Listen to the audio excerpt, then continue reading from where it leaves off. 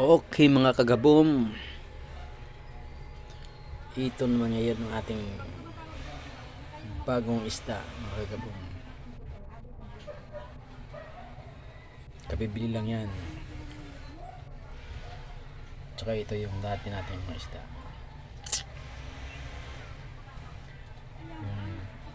Yung anak na isa na naabutan ko.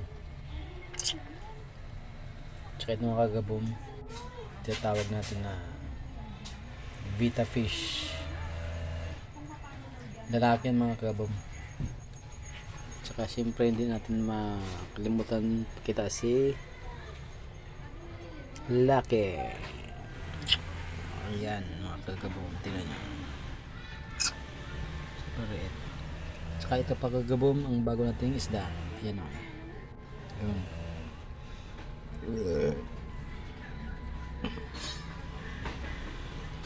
Tawag yan kagabom, dambuer yan.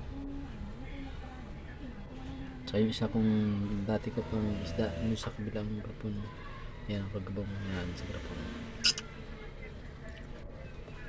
Ito yung bago kong breeder mga kagabom. Yun ang dalawa sila. Breeder natin yan. Tsaka ito. Okay.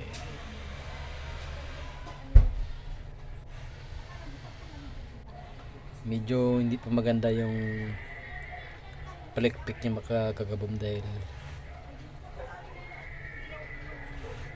sa pagbili namin ganyan isa hindi sila masyado na alagaan siguro.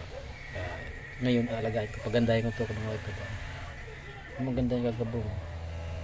Tsura niya no.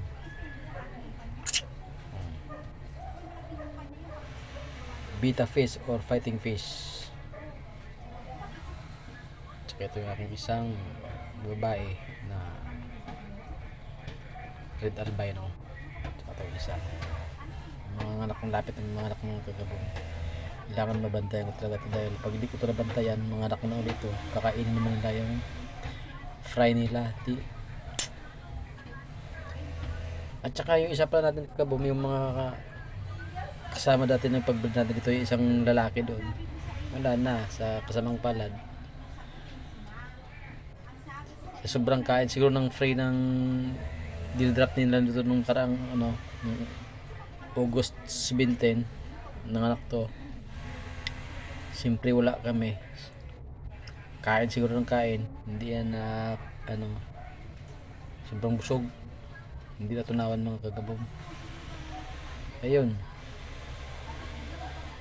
dali siya. Okay mga kagabom, hanggang dito na lang ang ating vlog. See you next vlog mga kagabom. Okay?